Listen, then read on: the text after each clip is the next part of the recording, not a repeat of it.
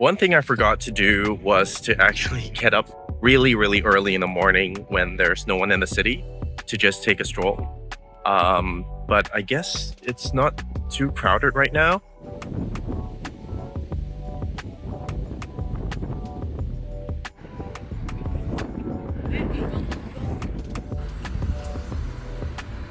That's the Monasterio de Santa Clara de Villa. That's the monastery I'm heading to across the river from Baixa. And my apologies to all the Portuguese out in the world.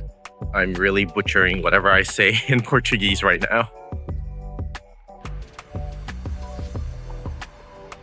Okay, found the entrance. It's a bit of a walk to the backside of the monastery.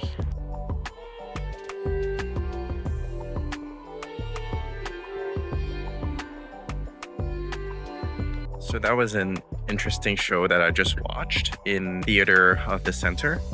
And yeah, it was really fascinating to learn about this monastery. There's a long description here, but it was Queen Elizabeth of Aragon who took over this monastery.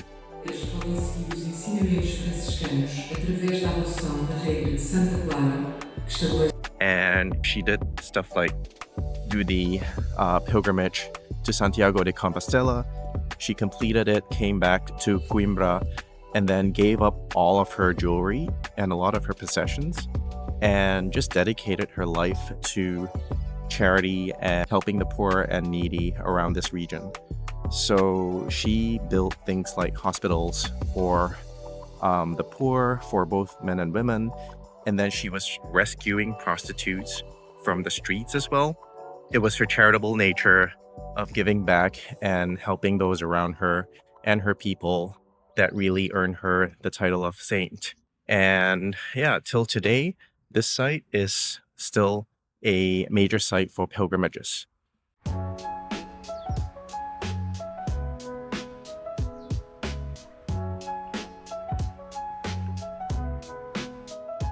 This place is really cool because they allow you to go in and explore the ruins.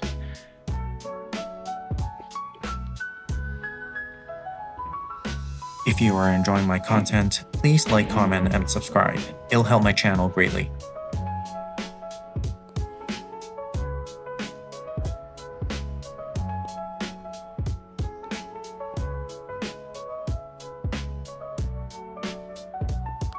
And you can see that some of the tiles are still intact as well around this building.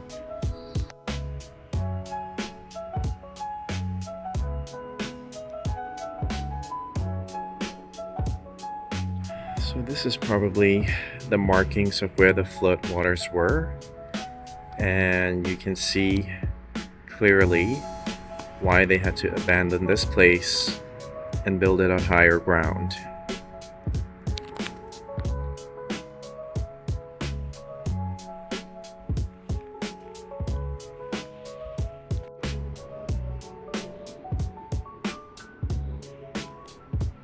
And there is also an exhibition displaying artifacts recovered by the excavation.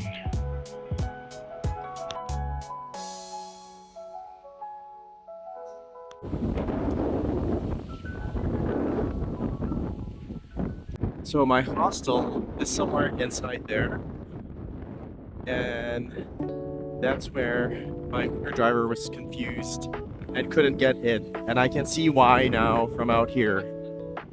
It's really a nice place to just have a walk around and explore little alleys here and there, and it feels safe here, so there's no problem with it. Okay. There is a Saturday flea market going on at Praça de Comercial. This place was empty yesterday when I was walking through it, but now there's like a ton of people here selling their old stuff. Ooh.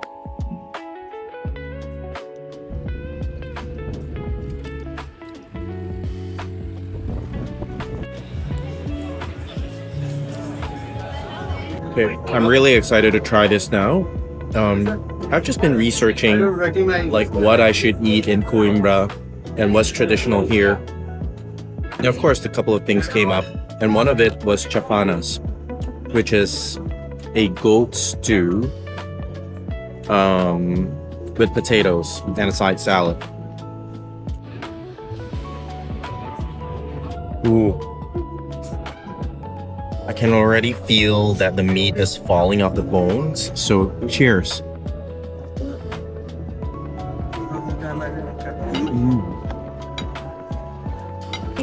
The meat is so tender. It does have a very strong gaminess to it because it's goat. But the sauce and the spices that they put in this thing really helps to overcome that gaminess a bit.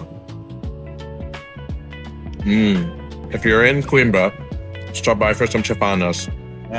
They're all over the place. I'm in a touristy area right now, but it's still really good.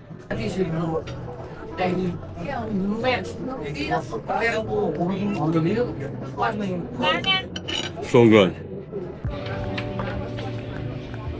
Right. So I opted in for a guided tour of the University of Coimbra's library, so that at least when I go in there, I know what the heck I'm looking at.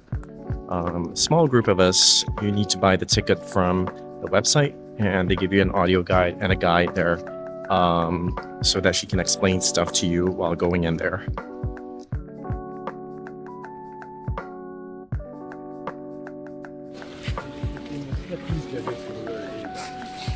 So there's a tradition where upon graduation, you can rip off a bit of your uniform and tie it on this iron gate. There are only 200 over 1,000 people in the entire city of Coimbra, and 60,000 of them are students.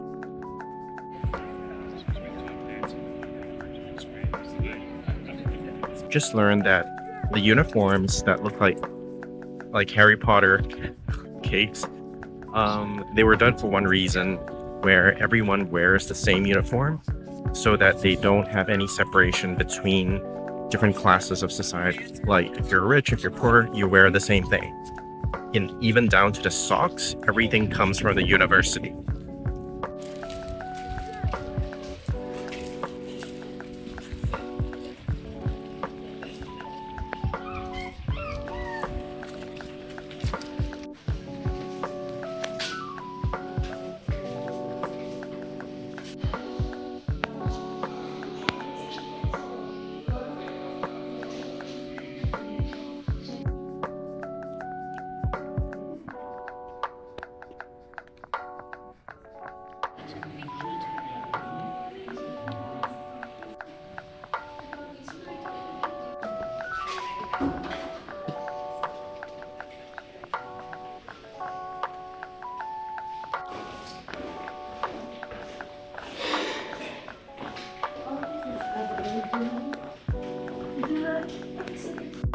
So this is a prison cell for students who have committed crimes like cheating or stealing books.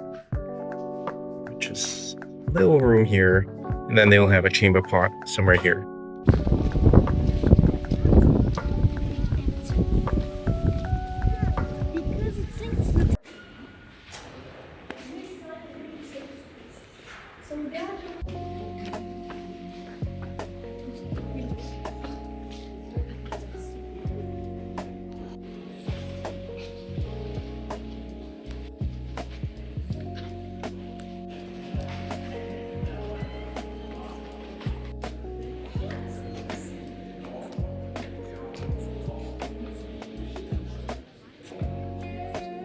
Hey, just finished the tour, ending at the chapel. So we did the palace, the library, and the chapel. Unfortunately, in the library, the main part of the library, photography and filming was not allowed. You're gonna have to trust me and just go in, because the library was magnificent. And you can Google some images. And one interesting fact about the library is to conserve books that were hundreds of years old, they don't use any chemicals. They just open the window and let the bats in, and the bats will eat the moths and whatever else that are eating the books. So that's how they've been preserving the books in this library for the past couple of hundred years.